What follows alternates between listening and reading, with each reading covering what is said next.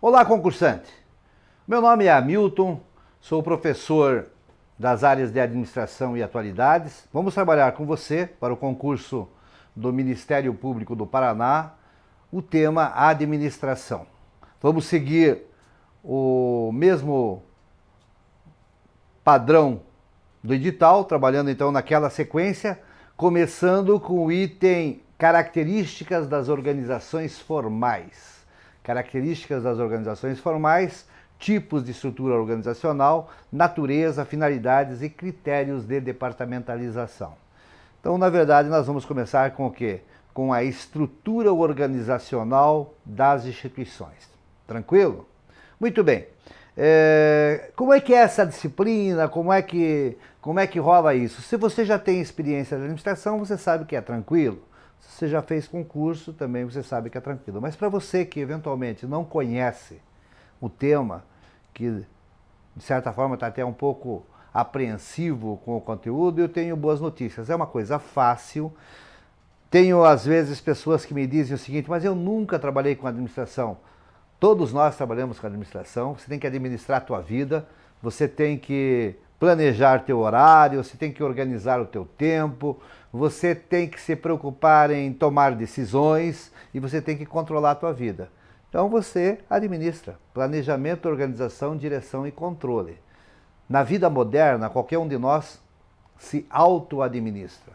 O que nós vamos apresentar para você e que você vai ter que responder no concurso é como isso é formalizado como ciência, como conteúdo teórico, que é da onde os caras tiram as questões que você vai ter que responder. Tranquilo? Então, fique tranquilo, sem problema nenhum, você certamente vai aprender tudo que você precisa para o concurso. Tranquilo? Vamos lá então. Bom, características das organizações formais. Veja o texto aqui comigo. Ó. Sob o ponto de vista formal, uma organização é um conjunto de encargos funcionais e hierárquicos, orientados para o objetivo de produzir e disponibilizar bens e serviços. Opa, já começou meio cheio de esquemas isso aí? Não, é bem simples, presta bem atenção. Primeira coisa, características das organizações formais. Então, pressupõe-se que tem também organizações informais, certo? Então, comece anotando aí. Uma coisa importante, hein? Caderno e caneta na mão. Caderno e caneta na mão é muito importante para você absorver esses conceitos aqui. Porque tem o texto e, além do texto, tem a minha explicação. Porque senão nem precisaria estar aqui, concorda? Estou aqui para dar explicação para você. Então, caneta, caderno.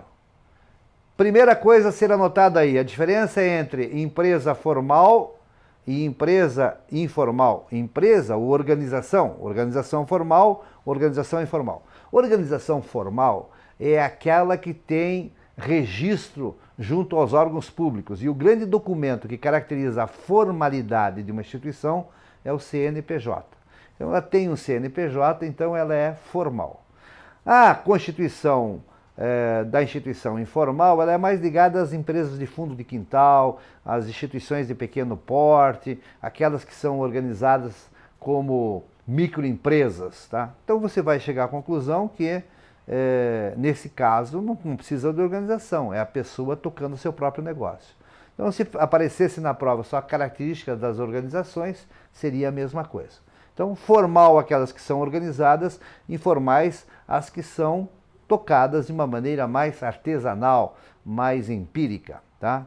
Bom, então sob o ponto de vista formal, ou seja, sob o ponto de vista da empresa organizada, uma organização é um conjunto de encargos funcionais, ou seja, um conjunto de pessoas que têm atividades, funções. E aí diz assim, ó, encargos funcionais hierárquicos. O que quer dizer hierarquia? Hierarquia é a distribuição de quem manda em quem, tá certo? Hierarquia significa isso, quem manda em quem. Então, um conjunto de pessoas trabalhando e a clareza de quem manda em quem nos traz a situação da hierarquia, tranquilo? Para que a gente organiza uma empresa e para que a gente estabelece quem manda em quem? A gente faz isso para atingir objetivos, tá? Quais são os objetivos? Produzir e disponibilizar aquilo que a gente produz, bens e serviços, para aqueles que vão usar. Tranquilo? Então aí está a explicação dessa primeira definição. Organização, conjunto de encargos, ou seja, de pessoas trabalhando, tem um chefe, cada qual tem que saber quem é seu chefe, quem é seu subordinado, e para que a gente reúne essa turma toda? Reúne essa turma toda para atingir um objetivo. Qual é o objetivo? Produzir alguma coisa e oferecer ao usuário. Bem, tem uma coisa importante aqui também que você tem que anotar aí no teu caderno.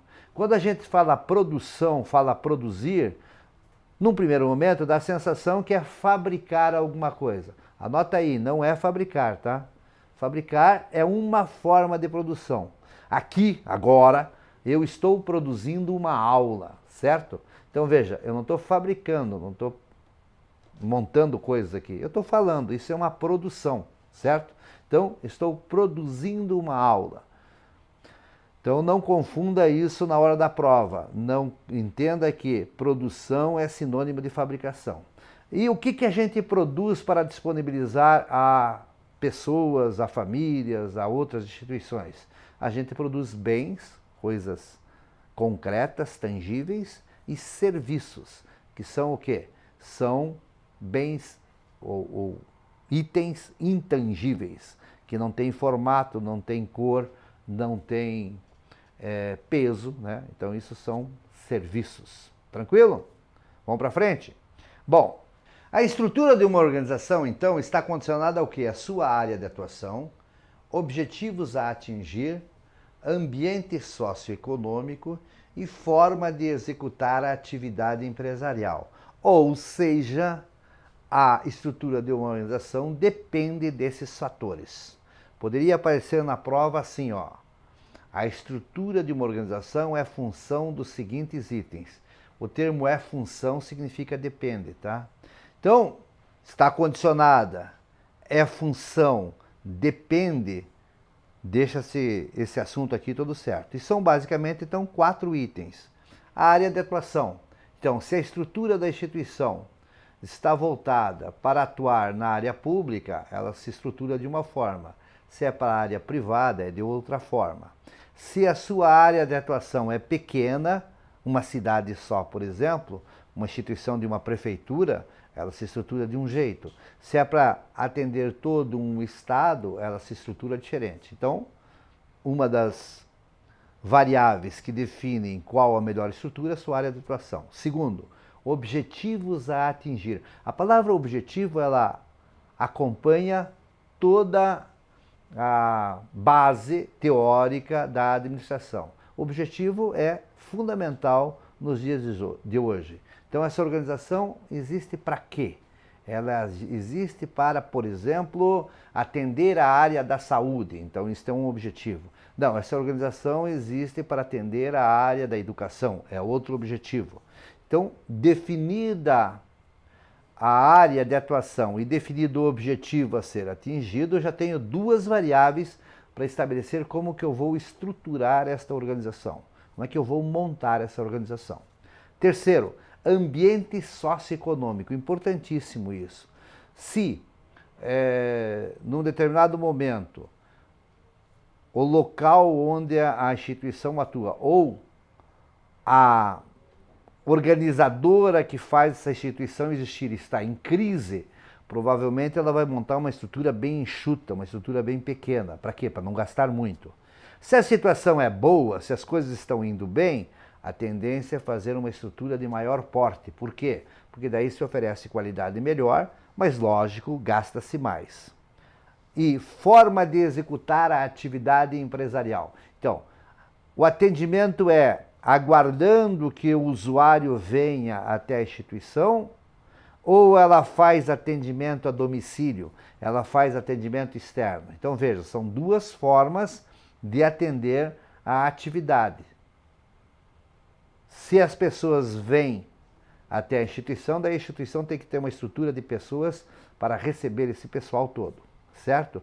Agora, Se ela vai atender a domicílio, vai atender no bairro, vai atender na cidade, ora, daí ela pode ter uma estrutura pequena na sede e uma estrutura mais eficiente na área de atendimento externo.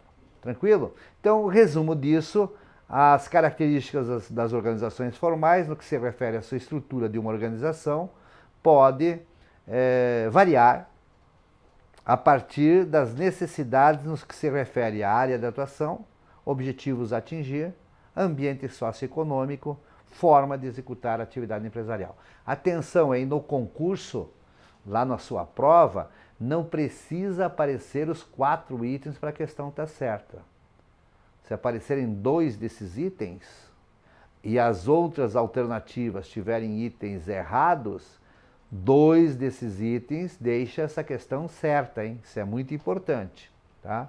Então, atenção para isso. Se aparecer lá na alternativa certa apenas área de atuação e objetivos a atingir, tá? E de repente aparecer lá como alternativas ordem do presidente da República, orientação do prefeito ou exigência do usuário, né? Coisas que não tem nada a ver com isso, as 2 que estiverem dentro dessas 4 aqui passam a ser as certas. Tranquilo? Outra coisa importante em administração é você pegar essas informações e imaginar isso. Você viu que eu dei exemplos, né? Eu dei exemplos. Olha, se a instituição trabalhar atendendo é de um jeito, se ela trabalhar indo atender é de outro jeito. Então procure imaginar essas situações para que você tenha exemplos em cada uma dessas questões. Outra coisa, nem pensar em decorar isso aqui, não decore isso aqui. Você na hora da prova não vai lembrar não. Tente colocar exemplos, certo? O importante são os exemplos. Tranquilo? Vamos para frente?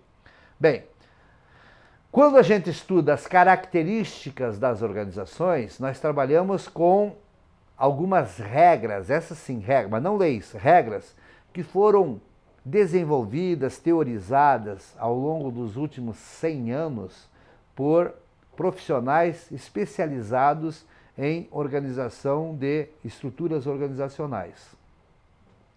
Os principais temas que são citados no concurso estão listados aqui. Veja, as principais características da organização formal são divisão do trabalho, especialização, hierarquia, distribuição da autoridade e da responsabilidade e racionalismo.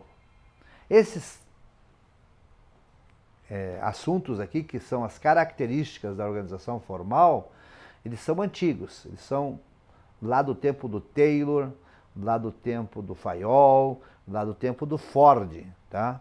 Então, essas características aqui são consideradas características clássicas, mas são essas que são solicitadas no concurso. Vamos vê-las bem com calma. Divisão do trabalho. Divisão do trabalho é a essência do conceito da administração. O objetivo de uma organização é a produção, já falamos isso. Para ser eficiente, a produção deve basear-se na divisão do trabalho, que é a maneira pela qual um processo complexo pode ser decomposto em uma série de pequenas tarefas. Então, já age comigo no tempo. Lá atrás, no tempo do artesanato, uma pessoa, e às vezes uma família, produzia determinados itens do zero até o produto ficar pronto. Vamos dar um exemplo bem concreto para você? Vamos pensar no caso das caravelas do Pedro Álvares Cabral. Caravelas do Pedro Álvares Cabral, feita lá em 1500, não tinha indústria naquele tempo. Como é que se fazia uma caravela? Ora, tínhamos lá uma família de especialistas que fazia artesanalmente aquela caravela ao longo do tempo. Hoje, como é que se faz um navio? Olha, hoje nós temos milhares de pessoas trabalhando na fabricação de um navio. O que nós temos aí? Nós temos especialistas em cada área e o trabalho é dividido. O trabalho é, na maioria das vezes, sequencial. Você lembra daquele filme do Charlie Chaplin, Tempos Modernos? Ele trabalha com o conceito de divisão do trabalho.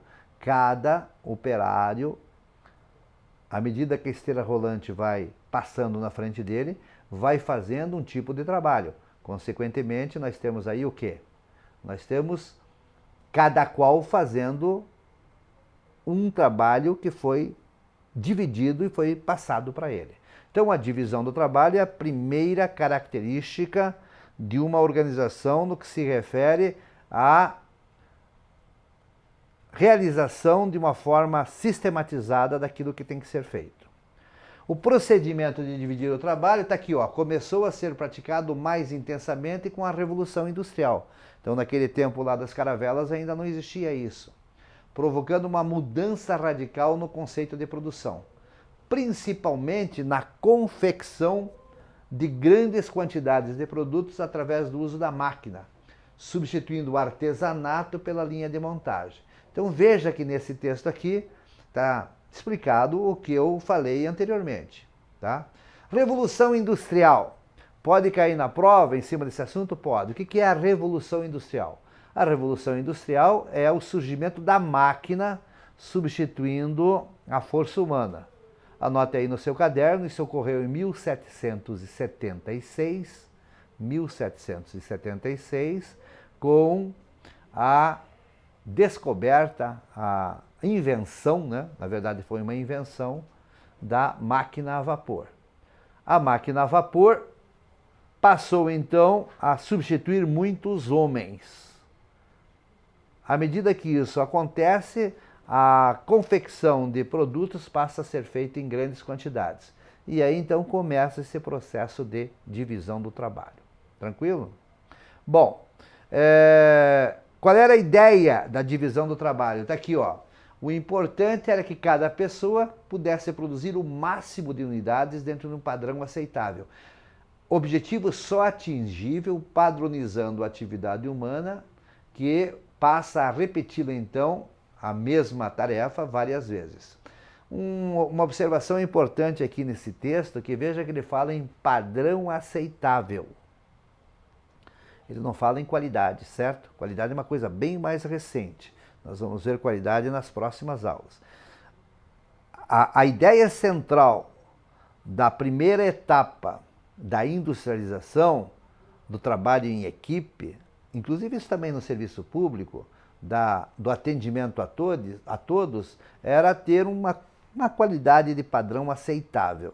Não havia a preocupação de oferecer qualidade acima da média, como hoje se exige. Então, está aqui, ó, cada pessoa produzia o máximo de unidades, ou seja, o que interessava não era qualidade, era quantidade. A essência da mudança do artesanato para a produção industrial é aumentar a quantidade das unidades produzidas. Até pode-se dizer o seguinte, hein, que a qualidade caiu no primeiro momento, porque um artesão sempre oferece mais qualidade. Só que ele demora muito para fazer o produto.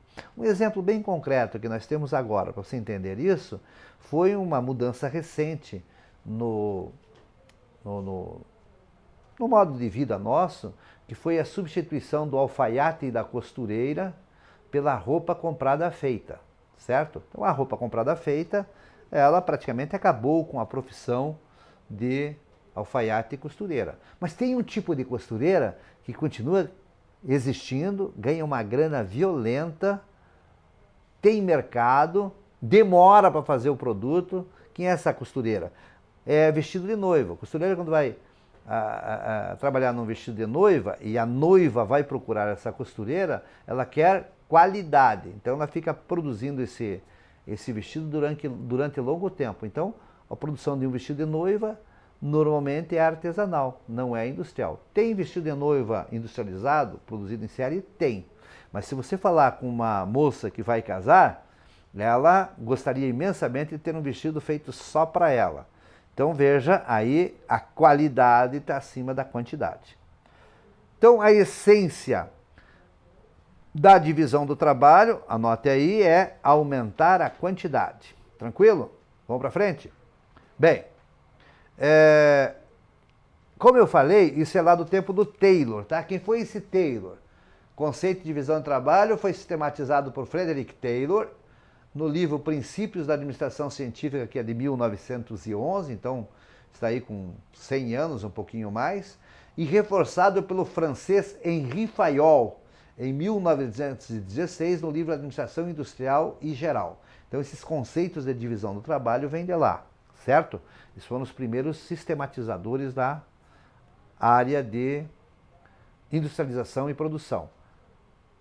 Taylor é conhecido como o precursor disso da administração científica. Às vezes aparece na prova o termo Taylorismo. Quando a gente fala em Taylorismo, a gente fala desses temas que nós estamos conversando aqui, e é isso que está lá no concurso.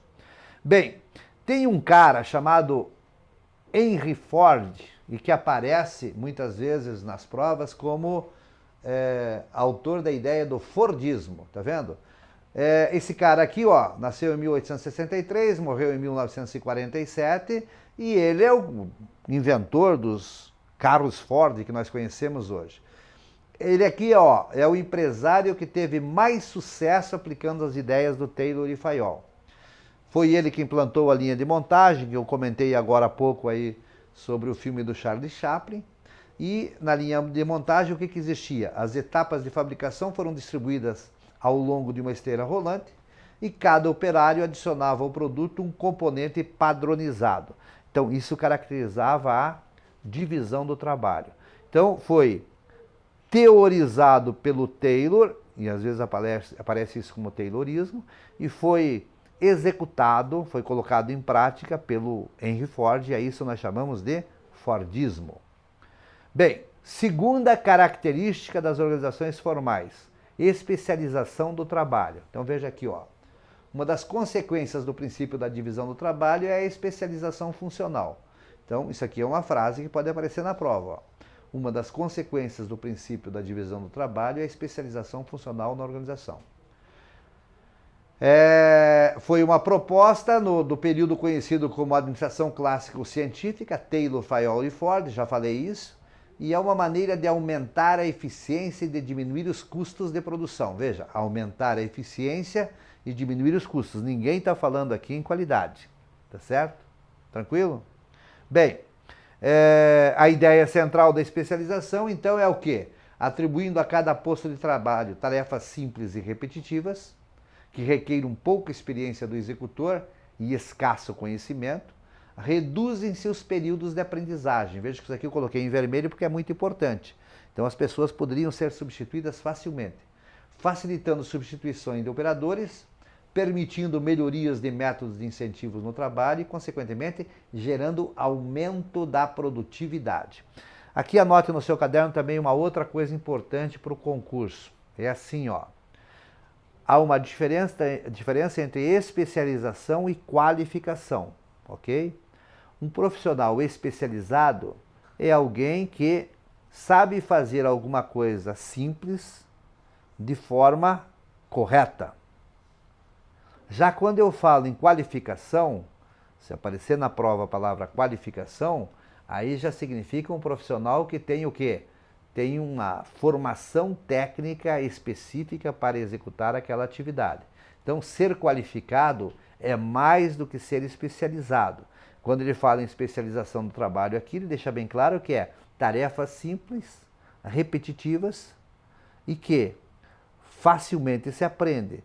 Dessa forma, se substitui rapidamente o profissional que por algum motivo não estiver desempenhando como devia, por outro. 10 minutos eu estou substituindo a pessoa e ela está produzindo. A qualificação não. A qualificação pode ser que a pessoa tenha que esperar longo tempo para dominar aquela qualidade profissional. Tranquilo? Vamos para frente. Com a decorrência das funções especializadas, surge o conceito de comando. Tá? Importante isso aqui, ó. Quando nós tínhamos artesanatos, não precisava de chefe, agora temos o comando. O comando serve para quê? Para dirigir e controlar todas as atividades para que sejam cumpridas harmoniosamente. Então, uma pergunta possível é: quando surgiu o conceito de comando? O conceito de comando surgiu com a especialização do trabalho. Tem os executores e tem as pessoas que dão as ordens. Hierarquia, apareceu lá na primeira definição, vamos agora com mais detalhes. A hierarquia na organização define a autoridade e responsabilidade em cada nível da estrutura. Por toda a organização existem pessoas cumprindo ordens de outras, situadas em níveis mais elevados, o que, veja aqui em vermelho, denota suas posições relativas, bem como o grau de autoridade em relação aos demais. Então, já tinha falado isso no começo da aula, hierarquia é a definição de quem manda em quem. Tem um termo que também aparece na prova, anota aí no seu caderno, é pirâmide hierárquica. Já viu falar disso? Pirâmide hierárquica é aquele desenho em forma de triângulo que tem o pessoal que trabalha na base, o pessoal que trabalha no meio e lá em cima nós temos os líderes. Nós vamos ver isso aqui em planejamento, tá? Vamos para frente? Bem, a autoridade deve ser delimitada claramente. Importante isso aqui, ó. Estamos falando de hierarquia ainda. A autoridade deve ser delimitada claramente. De um modo geral, o direito de comandar diminui à medida que se vai do alto para baixo na estrutura hierárquica, né? Quem está em cima manda mais do que quem está embaixo. Fayol dizia que a autoridade é o direito de dar ordens e o poder de exigir obediência. Nota isso aqui, que isso aqui aparece muito em prova, tá? Fayol dizia que a autoridade é o direito de dar ordens e o poder de exigir obediência, conceituando ao mesmo tempo como poder formal e poder legitimado.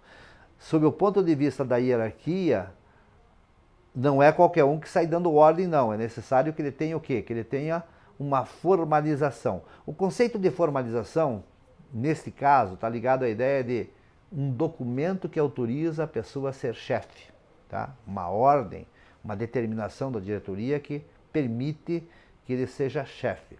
A ideia de formal está sempre ligada a alguma coisa que tem um documento. Falei da empresa formal e da empresa informal. O que caracteriza a empresa formal é aquela que tem um documento. Aqui é a mesma coisa. É formal aquela chefia que tem o quê? Que tem um documento que diz assim, ó, este cara é o chefe. Tranquilo? Vamos para frente. A finalidade da hierarquização é facilitar o comando das operações. Em toda organização formal existe uma hierarquia. Essa hierarquia divide a organização em camadas ou escalas, ou níveis de autoridade. À medida que se sobe na escala hierárquica, aumenta a autoridade do ocupante do cargo. Isso é um conceito bastante tranquilo, bastante simples, eu tenho a impressão que você domina ele, né? Claramente, à medida que a pessoa sobe na pirâmide hierárquica, ela tem mais poder. Racionalismo da organização. Outro termo que caracteriza uma organização formal. Uma das características importantes da organização formal é o racionalismo. Uma organização é um conjunto de encargos funcionais e hierárquicos a cujas prescrições e normas de comportamento todos os seus membros devem se sujeitar. Ou seja, numa empresa não cabe emoções, é isso que está escrito aqui. Não cabe proteções, não cabe paixões, né? Não cabe decisões emocionais. As decisões têm que ser racionais. Tranquilo? Bem, o princípio desta forma de conceber uma organização é que, dentro de limites toleráveis, os seus membros se comportarão racionalmente, isso é, de acordo com as normas lógicas de comportamento prescritas para cada um deles. Perceba que essa regra não impede que de vez em quando alguém tenha lá um destempero emocional, mas em regra geral a pessoa tem que ser racional quando trabalha. Tranquilo até aqui? Muito bem. Encerramos aqui então a nossa primeira aula. Bons estudos, até a nossa próxima aula.